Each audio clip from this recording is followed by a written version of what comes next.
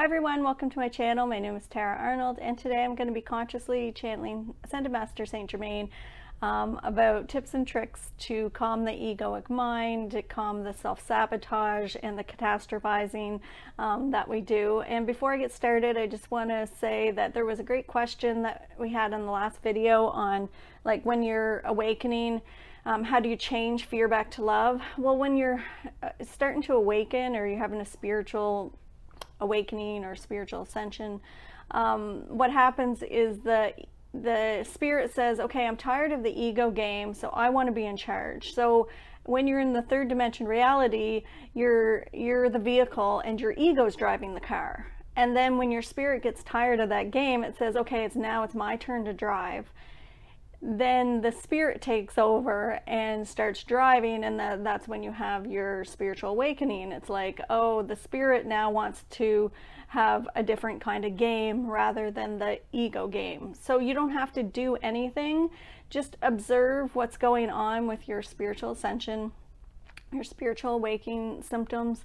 Don't judge it, surrender to it, allow everything, resist nothing. There's nothing you have to do but be, because your spirit and your kundalini energy are doing all the work. You're the vehicle. So they're driving the car and you're sitting back and relaxing and watching the show. Now, when you first begin to awaken, the egoic consciousness says, I don't want the spirit to be driving the car. So it seems to get louder, but it's not that the ego is actually getting louder, it's that you're becoming more aware. So as you increase your consciousness, the spirit gets louder than the ego, and the ego quiets. So at the beginning, it seems like, oh my God, my mind is just racing. I can't stop it. I'm always like self-sabotaging. That's going to quiet down because the spirit's going to win. So it's like the battle of those energies, and it's like the ego says, I want to be in charge, and I don't want to lose the grip, and I want to hang on, and I want to run your life. And the spirit says, no, I'm tired of that game. I'm going to be in charge. And it gets louder than the ego. And then after a while, you just observe the ego. The ego's not going to be gone. It's going to be there. You're just not going to be attached to it. So you're going to observe and see the ego thoughts floating by, but you're not going to attach to it. You're going to be speaking from your heart and being in the now. But sometimes we still go into ego, and that's where this message today is coming in from Saint Germain. So for people who catastrophize, so usually there's like one in every family. It's an innate thing in the animal kingdom. It's innate within us, like meaning we're born with it. Some people are born with this like catastrophizing to warn the family of danger, or to warn, like, say out in nature, the monkeys, they climb the pole if there's like somebody coming to attack them.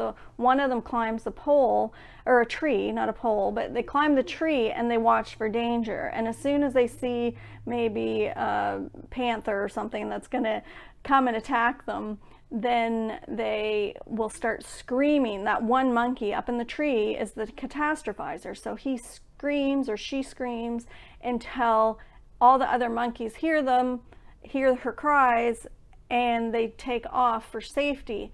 If the catastrophizer is not being heard, then the ego attachment to it gets louder, and they scream louder. So you'll notice that there's, like, it's usually like the mom or in the family, that if you're not listening, then her ego gets louder and louder and louder. So I'm the catastrophizer in my family. That's why I know this so much. So if I can't calm myself down, I'll get my husband to say to me, Tara, you're catastrophizing. But that's not going to be enough. The way to calm the catastrophizer down is he's got to look in my eyes and tell me that I'm safe, that I'm being heard. Because once the catastrophizer knows that they're being heard, instantly it'll calm down your mind. So if I'm like all worked up maybe about an email I got or something, and I'm worried about something, my husband will say, okay, you're catastrophizing. Now I have the awareness that my mind's racing and I'm far into ego. So I give gratitude to that, and then I'll say to him, okay, just calm me down, like, am I safe? And he's like, nothing's going to happen. I'm like, well, look at me, because when he looks at me, then it will instantly calm my mind down. So he says, everything's good. He looks right in my eyes, says, everything's good. It's just your mind racing. It's not real. You're safe. And then instantly it's gone. So that's one way with the catastrophizers. I mean, just get your partner or a friend or a family member or something, just to, when your mind is racing and you're not being heard, just to say, I hear you, you're safe, everything's good. As soon as you hear the words, I hear you, it's going to calm your mind down. Now, not everybody is a catastrophizer, so this might not be valuable information for a lot of people out there. My husband's not a catastrophizer, I am. But like I said, there's usually one in every family. It's kind of like the one person that warns all the other family members of the danger. Just like out in nature, we're all from the animal kingdom. So anyway, that's one way to calm the mind. Another one is Saint Germain showing me, like, you have, some of you might remember from psychology class, or the id, ego, superego. So you have your id is the impulse control. So when you have a baby that's crying, as soon as you feed the baby, the crying stops. So they're functioning from the id, that instant gratification. Like, I've got to cry because I'm hungry, I'm going to get fed, and then I'm satisfied, and they calm down. So that's the id. And then you have the ego, and the ego says, don't touch that hot stove, you're going to get burned. And the superego says, go ahead and touch it and see what happens. So Saint Germain showing me that the vibrational frequency between a lot of people's ego and their superego is going like this. It's like repelling each other. So some people, not everyone, but some people, every time they go to make a decision, they'll say, oh, this is, I'm gonna vacuum the floor right now. Their superego will start arguing with them. No, don't vacuum, you're going to get electrocuted when you plug the plug in. Like, it's not even rational half the time what the superego is saying to the ego. So it's like this repelling or this allergy to each other. So it's always like the superego is tormenting the ego. And there's some people that hear voices. I'm not a medical doctor or anything. I'm not saying anything if you have a mental illness, go to get a mental assessment from a physician. But I'm just saying, like, if you're hearing a voice, it could be your superego arguing with your ego.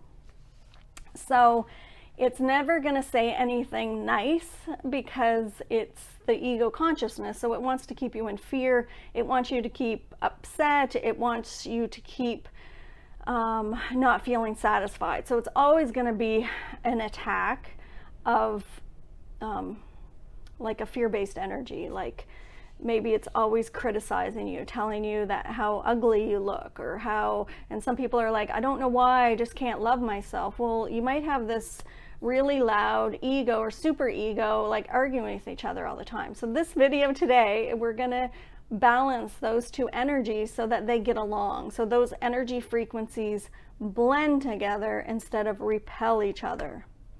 So this would be in the crown chakra area, that the egoic consciousness is residing in the superego, and also your id. So you can muscle test. I have some videos of how to muscle test. So if you want to see if your energy of your ego and superego are repelling each other, you can just ask by muscle testing. You can go to the muscle testing videos and see how to muscle test, and then you can ask, is my ego allergic to my superego, or is my ego repelling the energy of my superego, Or is my ego repelling the energy of the id? Because some people don't have impulse control and they just blurt out whatever comes up, or they instantly will do something before thinking. That's because like the id is like running your life. So you can balance the energy of the id, the ego, and the superego to kind of have a more like balanced relationship with those three, so that they all work together in harmony instead of always fighting with each other. And remember, everything's a frequency of energy. So all it is different frequencies of energy repelling each other, like two siblings fighting. Every time they come into their energy fields and they're arguing, but if they would balance their energies to flow together, then every time the siblings saw each other, they would be in harmony and get along. So everything has an energy frequency, and everything that's energy can be transformed into a different state. So what you're doing is balancing the energy to be in more harmony instead of be kind of repelling each other. So we're going to do it by doing EFT tapping. Now you can research EFT tapping first if you want, or some of you know already how to do it, or like I said earlier, if you want to use your own system or method of changing your beliefs, you can go ahead and just stop the video and do that now with your id, ego, superego, just balancing the energy using that. Or you can follow along, and we're going to do EFT tapping, and I'll show you the points, and then at the end of the video I'll put a picture of the points, or you can research it, just Google it.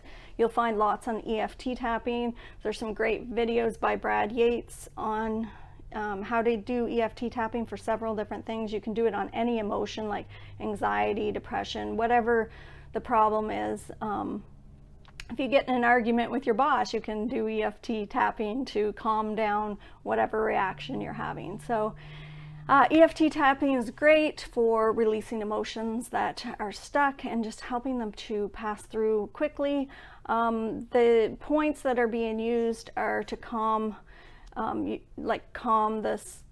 everything down and release emotions. So they're like acupressure points. I'm not going to explain what they all are. You can look them up because I don't want to make this video too long, but we're going to start with the ego and superego not getting along. So I'm going to do the setup statement. So when you do the setup statement, you're going to do the karate chop point. So you just tap on it. So when you're doing the setup statement, you're going to do the, not negative problem, but you're going to say what the problem is. You just say it a few times any way you wish. Don't focus on too much of how you're saying it or what you're supposed to say. It's going to work as long as you state the problem. So you can start by tapping and saying, just follow along and say, even though my ego and superego are allergic to each other, I deeply and completely accept myself, and I forgive myself, and I love myself. And I love anyone and forgive anyone who may have contributed to this throughout all time, space, dimensions, and realities. So I just add a little bit extra to the normal setup statement. So if you look it up, you might find it's different in other places, but that's the way I do it. So as I say that, I'm going to start tapping the other points and clearing beliefs around it or emotions around it. So you can do this as long as you want. It's usually like if your emotion is like a 10, it'll bring it down to like a 0 if you're having anxiety. So if you're tapping on anxiety, it will bring it right down. This is a little bit different because we're balancing the energy of the ego and superego. So you might not feel any release, but you just might feel after that your mind is more calm. So even though my ego and superego don't get along and aren't friends, I deeply and completely accept myself, and I forgive myself, and I love myself. And then you go to the next point. It's up here on the like eyebrow right here. So just tap there just with a couple fingers, and it's a light tap, not but hard enough to feel it. So you tap this point and you might say, I love myself. I forgive myself. And this is the side of the eye that you're going to, so it's like right here. Just take a couple fingers and do the side of the eye. I love and forgive myself. And then under the eye, my ego and superego are friends. I love and forgive myself. I'm amazing. I am calm.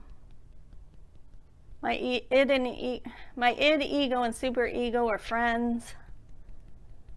The energy of my id, ego, and superego is balanced. The energy of my id, ego, and superego is in harmony. So this is I forgot to tell you what we're tapping. So this might be bothering the microphone actually. This is the collarbone. And then under the arm. So everything is well. My id and ego are friends. My id, ego, and superego get along fine. So that's under the armpit. And then on the top of the head, you just tap there. It's right on the crown, right at the back of the head. I love myself. I forgive myself. My id and ego love each other. My id, ego, and superego love each other. My superego loves my ego. My ego loves my superego. And then you can start back at the karate chop. So those are the points. You do the karate chop with the setup statement, and you can use any words you choose to use. And then just keep following it to the next one, which is the eyebrows. Tap there for, you can tap like 7 or 8 times. And then the side of the eye, and then under the eye, just like on that bone there. And then the next point's this between the nose and the lip.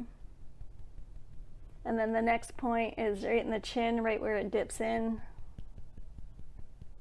And then the collarbone, I don't want to hit you can use either hand too, but I don't want to hit my microphone, so the collarbone, it's just, you might see people go like this when they're anxious. It's because there's an acupressure point here to calm them down. So just tap around there, the collarbone, and then under the armpit, and then the top of the head again. And like I said, there's lots of videos on how to do that EFT tapping, or you can use your own way to clear the emotions. So I'm just going to do it again with a different statement. And then you just keep doing it until you feel calm. Remember, you're releasing a lot of emotion, so if you overdo it, you're going to be tired, just like as if you had Reiki or you cleared beliefs on anything. It might make you tired if you do it all day, so just do it a couple of times. And then once the belief is cleared, it should be fine to not have to do it again. So if you're finding that you tap a while on the id, ego, superego, and the energies, and they're them all getting along like friends, and then you might notice tonight that your mind is calmer. Okay, so you might feel more calm for 3 or 4 days, and then you might feel your mind's racing. Tap again. Just do it again. Or it might be a few days before you feel like you've cleared it all. So just keep tapping and it will work. And Saint Germain and the Ascended Masters are bringing through frequencies for the crown chakra, like through this video. So that's going to calm you down as well. But we're just going to do another tapping just so you can kind of get the hang of it. So I'll just pick another statement. So even though my id, ego, and superego are not all blended in harmony, I deeply and completely accept myself. I love myself, and I forgive myself. I forgive anyone and everyone who may have contributed to this in this lifetime or past lifetimes throughout all time, space, dimensions, and realities. I love and forgive myself. My id, ego, and superego are best friends. My id, ego, superego get along great. My ego is in harmony. My id is in harmony. I'll use this hand. My superego's in harmony. I hope you're not hearing it in the microphone. My id, ego, and superego are balanced. My id and ego are best friends. My superego and ego are best friends. My superego and id are best friends. My egoic system is in harmony and balanced. I love myself. So just keep, like, whatever comes to your mind, just say that. I'm not an expert in EFT tapping, so there's might be EFT practitioners on here that, you know, do it a different way or can show you a different way. So you might want to check out some, like Brad Yates on the EFT tapping on YouTube. Maybe he'll do it a little bit different. I took the course a long time ago, so I might have changed some stuff up to how it was. Anyway, I'm gonna leave you with that. See if that calms you down. You can also do the grounding. Somebody had asked about how to ground well, so I just want to add this last thing to this video on how to calm the egoic mind. So a lot of times people will feel unsafe or have anxiety, and I know I've mentioned this in other videos, but I just want to add this because it does cause a lot of racing minds. So when the inner child doesn't feel safe, sometimes he or she will step out of your body, and when it hits that aspect of your spirit hits your auric field, it causes an alarm. And that's the anxiety. So it's like your system is telling you your spirit's trying to leave your body, and it's not going anywhere because you have a timeline, or you have a conscious, or how should I put this? You have a commitment to be in this body, in this lifetime, in this timeline. So your spirit's not going anywhere. It's just an alarm system saying your spirit's trying to leave your body, and it's hitting your auric field. Then the anxiety kicks in, because it's like the alarm system is the anxiety. It's like your spirit's trying to leave your body. So if you just stop what you're doing, if you feel really anxious, visualize grounding yourself. So picture tree roots coming out of your feet all the way down to the center of the earth. In the center of the earth, there's a sun. Wrap your tree roots around that sun and pull Mother Earth's energy from that sun back up through your tree roots, up all the way up through the top of your head, up to Father Sky. Pull the energy from the sun and the sky back down through you, and just put the intention that it moves to you and through you. And then bring that aspect of your spirit, pull it back, intentionally say, I command my spirit to be fully integrated into my human body now. It is safe to be in a human body. My inner child is safe to be in my human body. And instantly that might calm your racing mind, because it could be that your inner child doesn't feel safe. She's stepping out, hitting your auric field, causing an alarm of anxiety. It might calm you right down. So some people have this constant anxiety just because they don't have their full essence within them. It's kind of, I don't know if it's safe here on planet Earth.